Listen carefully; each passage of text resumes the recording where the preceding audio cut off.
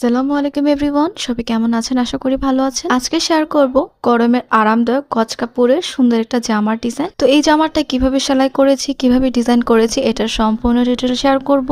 এর আগে শেয়ার করেছিলাম কিভাবে এই জামাটা কাটিং করেছি, এটার ভিডিও। তো আজকে শেয়ার করব জামার সেলাইয়ের ভিডিও। আর এই জামাগুলো যারা নিতে চাচ্ছেন তারা আমাকে ফেসবুক পেজে ইনবক্স করে দিবেন। সবার প্রথমে আমি কাঁধগুলো জোড়া দিয়ে নিব, যেহেতু সামনে দুইটা পার্ট ছিল, পিছনে দুইটা পার্ট ছিল। তো সামনের একটা পার্ট, পিছনের একটা পার্ট একসাথে কাঁধ জোড়া দিব, পরে আরও সামনের আরেকটা পার্ট, পিছনের আরেকটা পার্ট, এভাবে কাঁধ দুইটা জোড়া দিয়ে, যেহেতু দুইটা বডি হলো মানে দুইটা পার্ট হলো, দুইটা পার্ট একসাথে আমি অ্যাটাচ করে নিব, গলাটা সেলাই করে নিব। আর পিছনে যেহেতু আমি টিপ বোতাম হোক বা বোতাম ঘর করব, যে কারণে পিছনের পার্টটা একটু কেটে দিব। ঠিক আছে, দেখুন এভাবে আমি দুইটা বডি একসাথে নিয়ে আমি সেলাই করে নিব।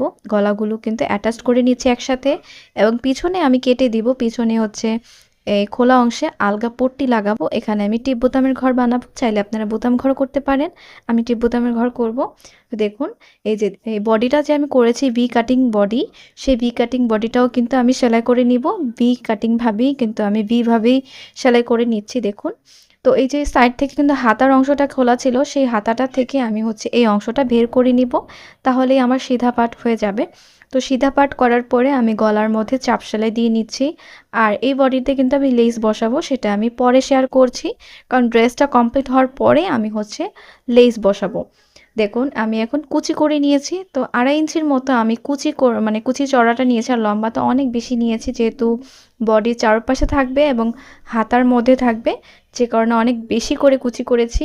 তো বডির মধ্যে আমি কুচি করে সুন্দর ফিনিশিংটা করে নিলাম। দেখুন, তো এখন আমি বডির মধ্যে যে কুচিটা হবে, নিচের পার্টের যে কুচিটা, সেটা এক্সট্রাভাবে আমি ঘন করে কুচি দিয়ে নিচ্ছি। যেহেতু আমি ফ্লেক্সিবল কাপড়ের ড্রেসগুলো বানাই, সে কারণে বহরগুলো অনেক বেশি থাকে।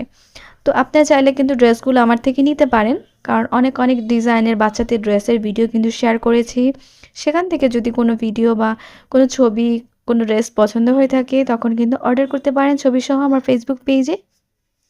দেখুন বডিটা যেহেতু আমি ডিজাইন করে নিয়েছি, এখন আমি বডির উপরে নিচের যে কুচির পার্ট ছিল, সেই কুচির উপরে বডিটা বসিয়ে আমি সেলাই করে দিলাম।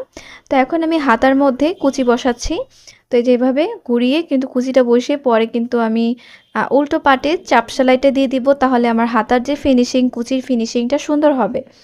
এখন আমি বডির মধ্যে লেস বসাবো। তো বডির মধ্যেও লেস বসাবো, গলার মধ্যেও কিন্তু লেস বসাবো। তো এই জামার মধ্যে সাদা কালারের কিছু কাজ ছিল, যে কারণে আমি এখানে সাদা লেস ব্যবহার করেছি। যে ড্রেসের সাথে যে লেসগুলো ম্যাচিং হয়, আমি সেই লেসগুলি ব্যবহার করে থাকি। অনেক সময় দেখা যায় কিছু কালার আছে, যেমন একটু ময়লা কালার, সে কিছু কালার লেস পাওয়া যায় না, তখন ড্রেসের সাথে ম্যাচিং করে আমার লেসগুলো কিনা লাগে। তো আমি লেস বসিয়ে নিয়েছি, এখন সাইড থেকে সেলাই করব। তো এখন নিচের যে বর্ডার, সেটা আমি নিচের বর্ডারটা করার পরে এই সুন্দর সাদা লেসটা দিয়ে নিচে পুরো সুন্দর একটা ফিনিশিং করে নিব, যেটা আপনারা ভিডিও শুরুতে দেখেছেন। সবাই ভালো থাকবেন, আল্লাহ হাফেজ।